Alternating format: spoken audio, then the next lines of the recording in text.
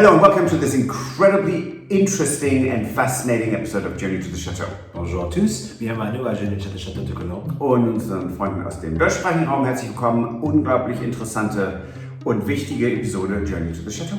Yes, and we are here today in the entrance hall of our chateau, quite honestly, because it is one of the cooler places in the chateau today.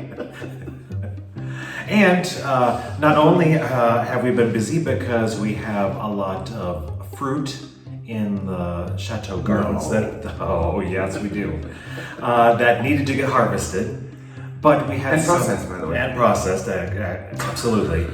But we actually have some recent fantastic news. Yes. Concerning the chapel. Yes. I got a text message from one of the sons of the former owner, and he said, I remembered the brocanteur who bought a lot of things from the chateau before we saw it and before we bought it. And he said, well, there's good news. He still has the altar stone, and you can have it back. Right. That's fantastic. So, of course, what's an altar stone? we had to figure out what the altar stone specifically was. So that was the first thing that we did, was we looked it up and we found out what the altar stone was. Yes.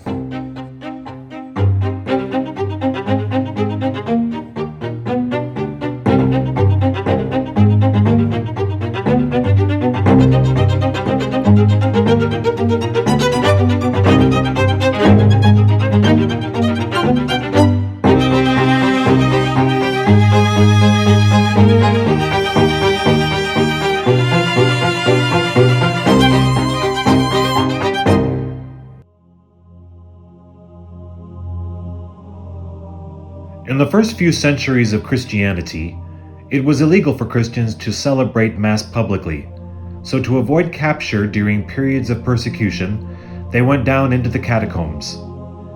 Christians would hide underground and celebrate Mass for many years among the tombs of the dead, specifically over the graves of martyrs.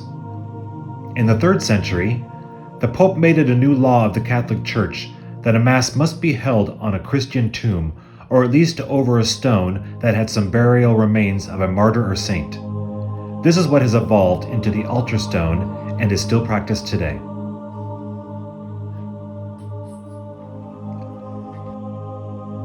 Intended to serve as the essential part of an altar for the celebration of Mass in the Catholic Church, the altar stone is a piece of natural stone, usually about 8 to 12 inches square, that is consecrated by a bishop.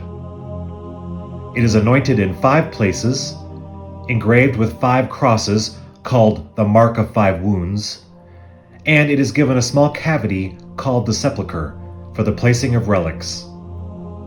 This niche would be prepared with the bone relics of at least 2 or 3 saints, at least one of which needed to be a martyr. Our chapel at Chateau de Colombe is dedicated to Hospice Maria, the Blessed Mother. There would be no physical relic of the namesake of any chapel dedicated to Mary, since the Catholic faith believes that she was assumed into heaven. So the relics in our altar stone would be from the martyrs and saints of the catacombs. Now, Bruno gave us the phone number of the brocanteur, and I called him in. As you know, the French, they speak usually very fast on the phone, and it went just fine. We made an appointment. And we went there, and it turned out to be just incredibly wonderful people. And we sat there, I think, for 4 hours. 4 hours, yeah. And talking, and all in French. And so, yes, I'm capable of having a 4-hour conversation in French only. Yeah, that's great. But it was fantastic. And we talked about a lot of things, and history, and he has barns full of antique furniture and lamps, and so we're gonna most probably get a bit of a get-together. How about that one? Get together. Get together with friends, and Tony and Jane, of course, and Jojo and Gary, and Claire and John, and whoever wants to join and make it an outing there. Bring some wine and then go through stuff that we can. Maybe some of us might want to buy. So it's going to be a private brocante afternoon. That'll be fun. And some of the things that we may find actually may be some other things that actually had previously belonged in our chateau. Yes, and one thing that he told us is when we bought the chateau, before we bought the chateau, we told them the things we wanted to buy that were here, because the family already had taken what they wanted. And what Stuart and I did not think about was all the copper. And the brocanteur said, "Oh, yeah, I bought all the copper. But now we don't need it because we have this beautiful We already have our own copper collection, yes. But it was just such a great afternoon and such amazing people. So it's the altar stone is back. So we can now have weddings, blessings, christenings, and funerals.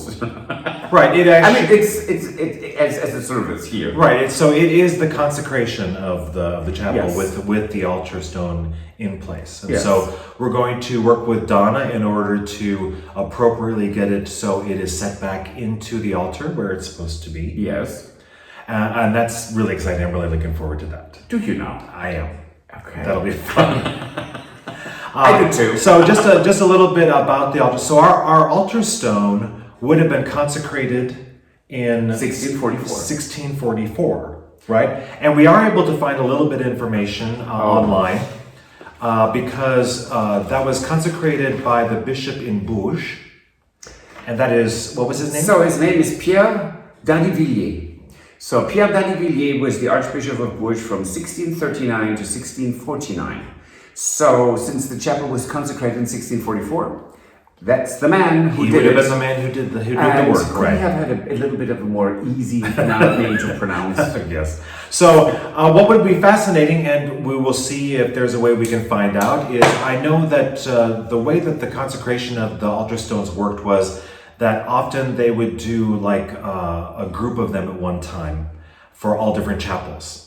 And so often the relics that were put into the altar stones were quite often the same relics that were put into them at the same time. So, And I mean, can we just say these might be bones or hair or right, it's anything that would have been part of their burial. It could be like a piece of their clothing, but mostly it was like bone or something like that. So, Yes. Now, what are we going to do this winter is most probably going to go to make an appointment and go to the archives of the Diocese of Bourges, right.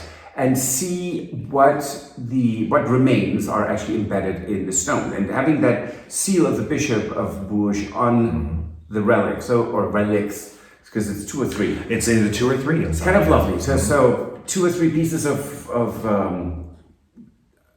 saints in that stone. It's still sealed, so it's still all above board. Right. It's fantastic. But we're going to find out who that is. Right. And when we do, you will know first. That's right. So we've also been busy, very busy, the last several days because it is, once again, it's harvest time here at the Chateau. Yes. We have plums galore. Right? That sounds really odd. So,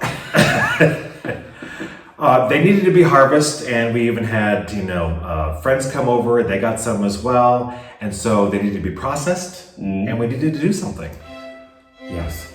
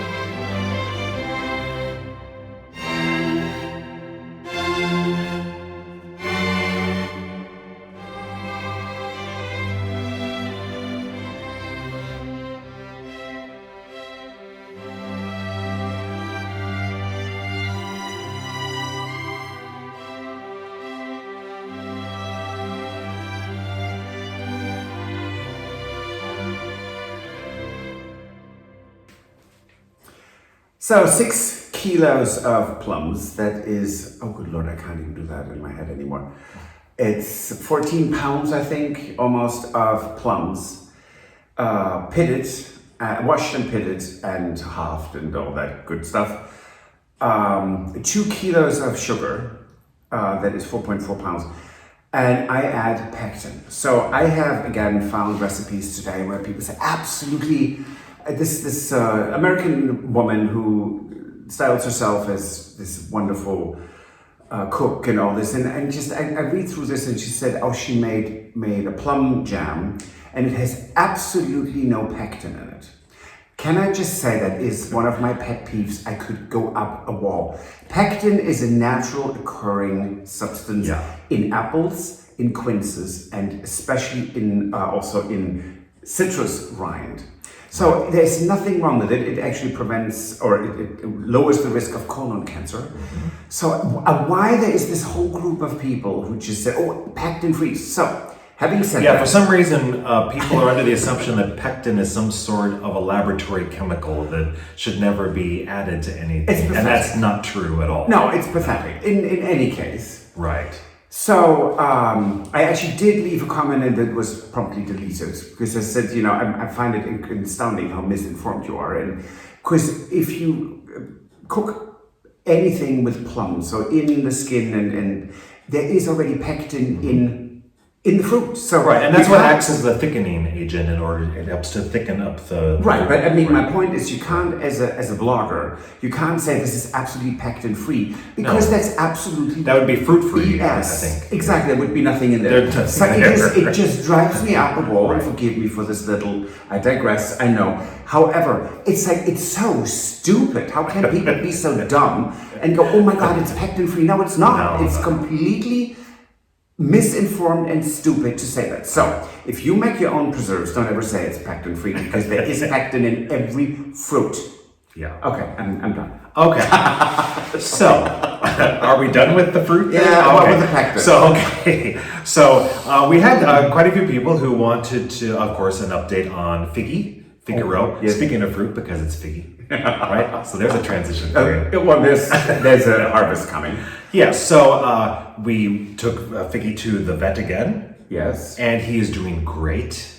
He has gained 250 gram in 2 weeks. So he was 150 gram when we went there 2 weeks ago. 150. So when we got him, he was barely at 100 gram. 100 gram is, it's like the weight of a bar of chocolate. That's it. That's how tiny he was. So when we went to the vet, he had 150 gram. And here we are 2 weeks later, and he gained 250. I mean, he is doing phenomenally well. He has a good appetite. Yes. And we have to deworm him, of course. And let's just say it's not going so well, because he put the pill in and tried to just, you know, and it goes... It happens with a lot of pets, that it's the same. I know, but it goes... Anyway, so we did have a lot of people who really want to see more video of Figaro. Can't blame them. And so I put it together.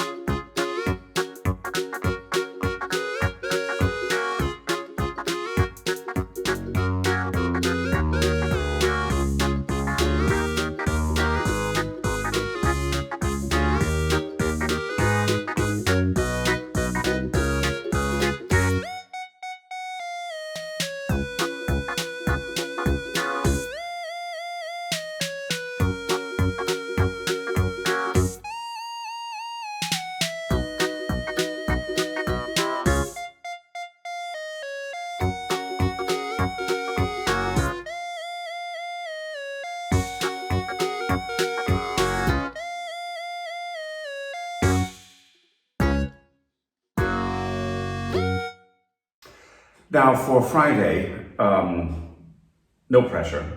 No?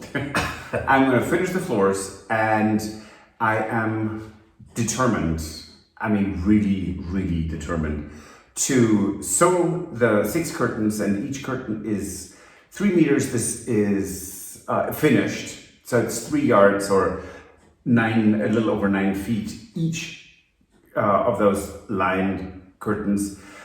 Good luck to me. So that'll be great. So for Friday, we'll be all about the Petit Salon and our progress, and hopefully mainly our completion, right? Well, you better. Let's hope. What do you mean, me? So that's it for this episode. If you like it, please give us a thumbs up. Subscribe and recommend us to your friends. Subscribing helps us tremendously. It doesn't cost you a penny, and we provide free entertainment or things you can just roll your eyes about. Right. And if you want to support the renovation of the Chateau, you can join us on Patreon. Or you join use the website that's called Buy Me a Coffee. Right. And we will see you on Friday. Absolutely. Au revoir. Bye. Bye. If you enjoyed this video, please use the like feature to let us know. Also, don't forget to subscribe to our Journey to the Chateau YouTube channel if you would like to see more. Once you've subscribed, you can tap the notification bell in order to ring it, which will allow you to receive all notifications from our channel. Thank you.